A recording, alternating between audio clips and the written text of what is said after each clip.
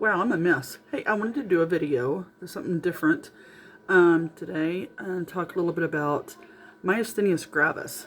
I have Myasthenias gravis, and I know I don't make videos for YouTube views and all that kind of stuff. I make videos because I like to rant, to vent, to document stuff for the future. I don't make them for money, or I'm not a YouTuber. So those of you that happen to watch this, woohoo, yay. I hope you get something from it, because it's mostly for me.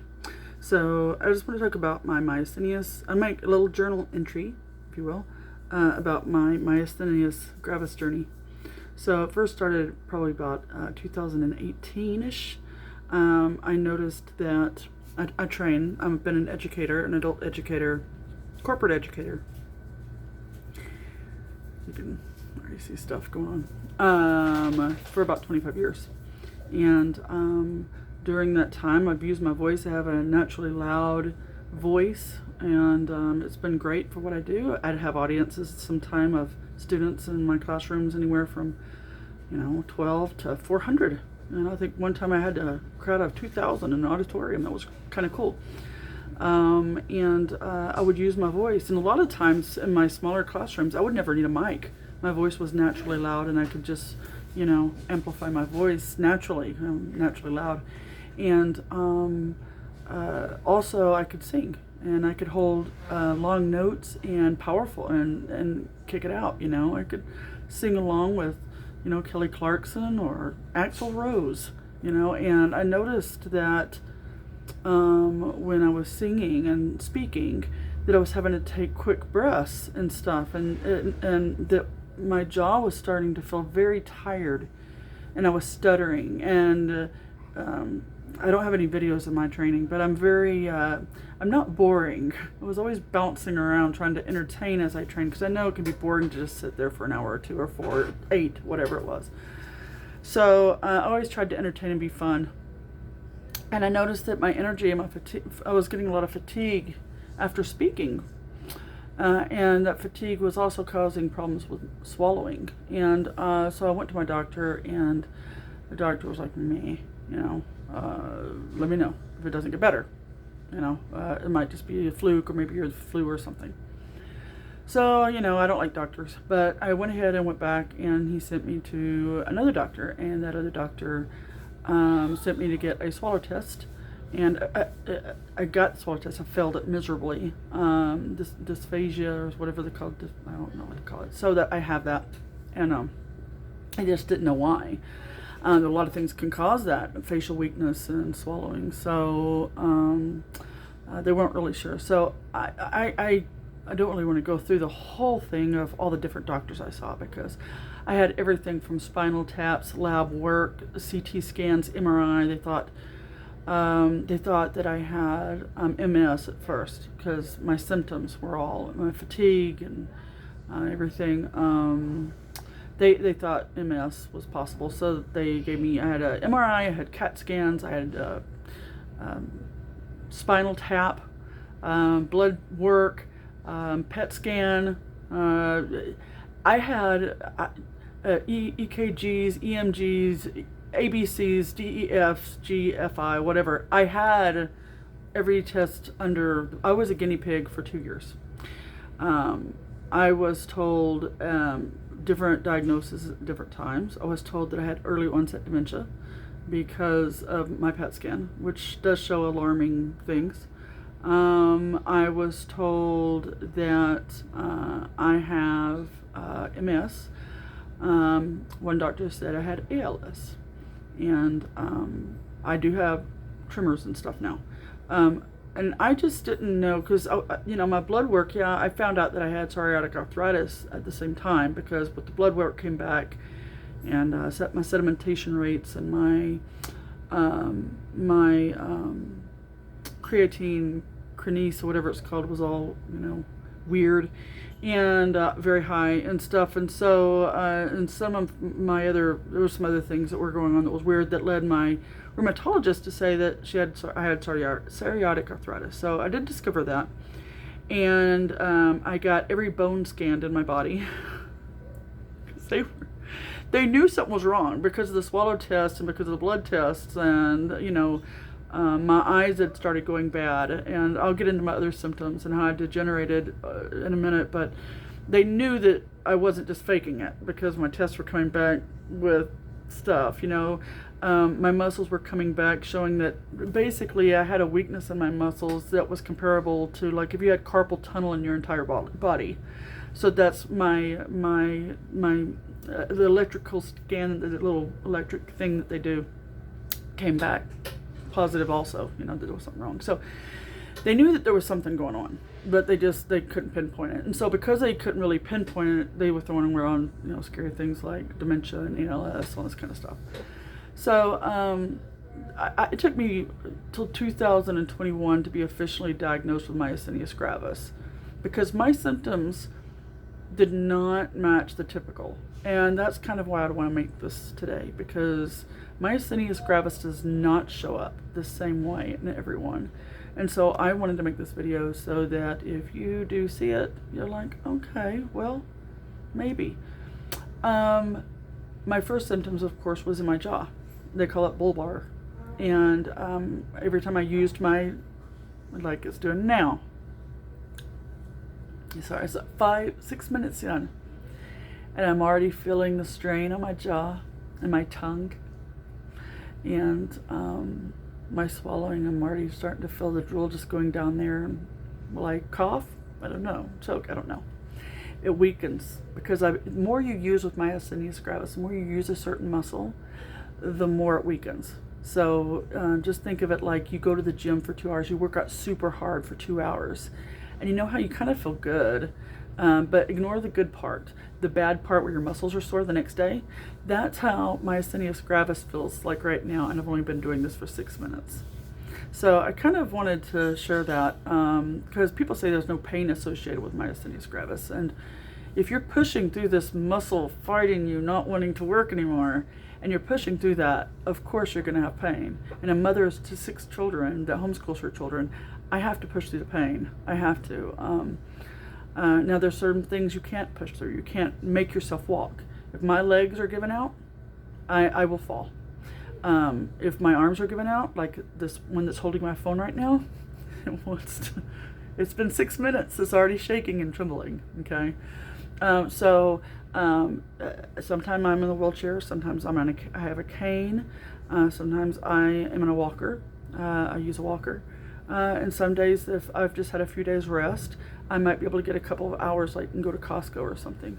But after that, I can't do anything really much. So anyway, I keep digressing. A lot of people with myasthenias gravis, their eyelids will do this and shut. Now, my eyelids have done this a few times, where my whole eyebrow just sinks down and I look like this. You might see some of my videos that look like this, but other than my actual double vision that it's caused me, because it has caused double vision, it is mostly my droopiness happens in my mouth, in my face, this part. I don't know why. Probably because I talk a lot, because I'm used to talking so much.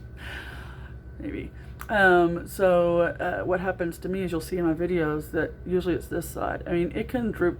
It'll just keep on. And maybe during this video, you'll see it slowly dripping down. You can witness it because it'll start. I think it already has, actually, now that I'm looking at it.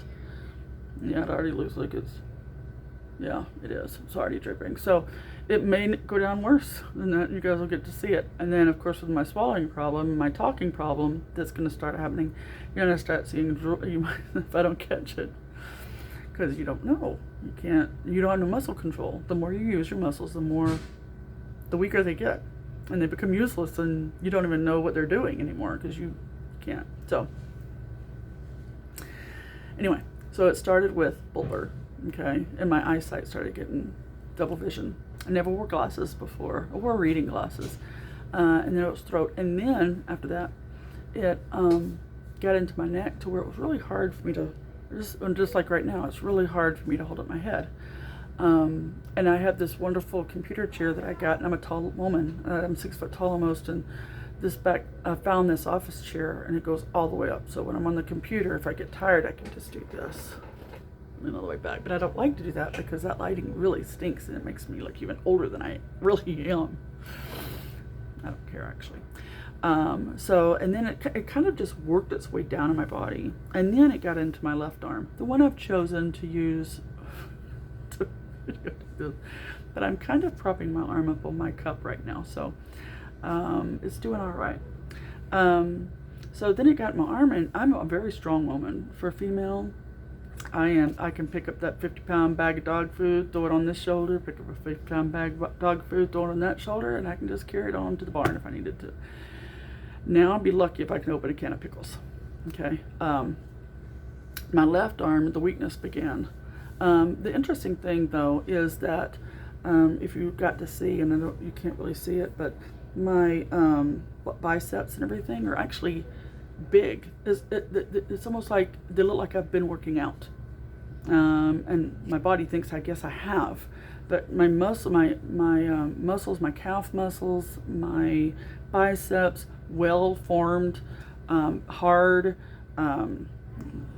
It's because I work out in the gym. No, it's because I have myasthenias gravis, and I guess. And so the acid gets, because of the sedimentation rate or whatever, it gets trapped in the muscle. So it thinks it's working out, but the muscle's getting trapped in there. The acid is getting trapped in there, can't escape.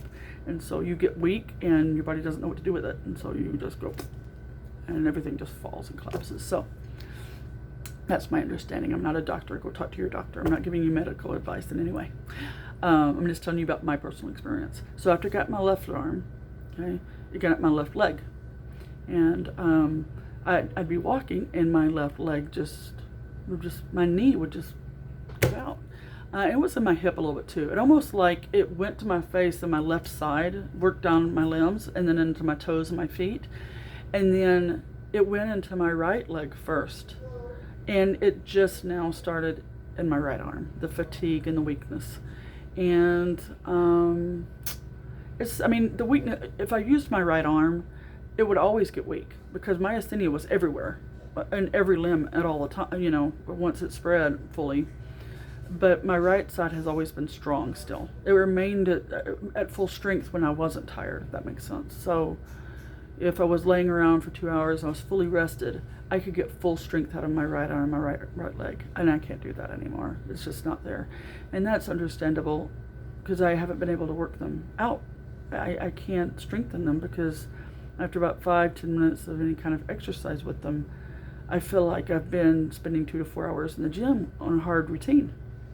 So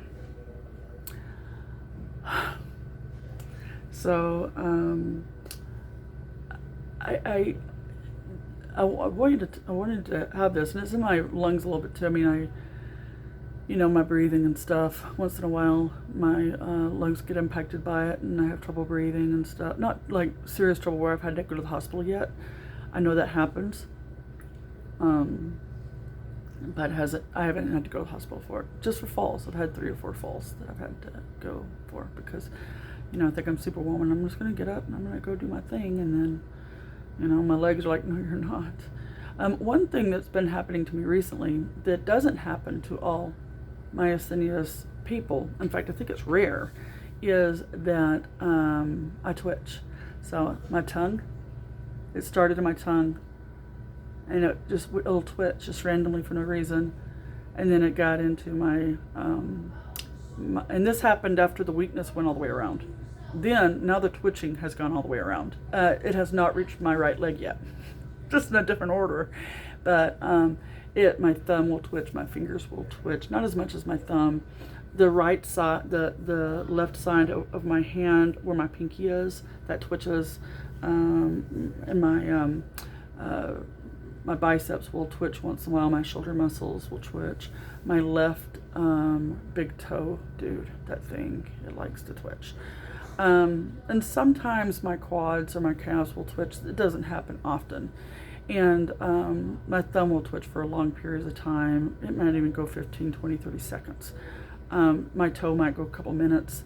But my calves, my bigger muscles, they just twitch maybe 5, 6, 10 times, and then they'll stop, And it's different. Sometimes it's a very fast twitch, like with my thumb, and with my toe it's just like more of a type of a thing. And then I get twitches on my right side sometimes, but nowhere near my left side. And my right leg has yet to twitch, so I'm very fortunate for that. My back has twitched. I haven't gotten any spasms or twitching in my stomach. But anyway, when I told my neurologist about this, because I'm like, oh crap, they were right, I have ALS. You know, great. I mean, it would be amazing if I, not like amazingly good, but like weird if I had ALS, because these symptoms have been going on since 2018. It's 2002 now, and I have ALS and I'm still walking. So that would be a miracle if I did have ALS and I was still alive. Because the life expectancy is very, poor. I'm getting really tired. So, and of course it's hard for you to think once you get tired and you're fighting with your muscles, because then you start thinking about getting my mouth to move and what I gotta say next, and at the same time, it's difficult. And I don't remember what I was saying. But my doctor told me that it is very rare, but sometimes myasthenias patients will experience this twitching too. So don't just assume that because you have twitching that it's ALS, because it's not. And myasthenias gravis can be degenerative, okay? But it's usually you can have, you live a regular lifespan with it. You generally do have to go on disability with it. Because of course if you walk and you fall down, your employers are not going to like that much. And you can't do much, you can't think right, can't talk right, can't swallow right, can't draw right, can't text too long, So, but it's all right. The Lord has been good to me, and I'm very happy. I just wanted to share my myasthenias gravis experience with you and make a log. And so in the future, if I want to look back on this and see if there's anything that has changed, then I will be able to do that. I'm going to let you go now. God bless you, and take care.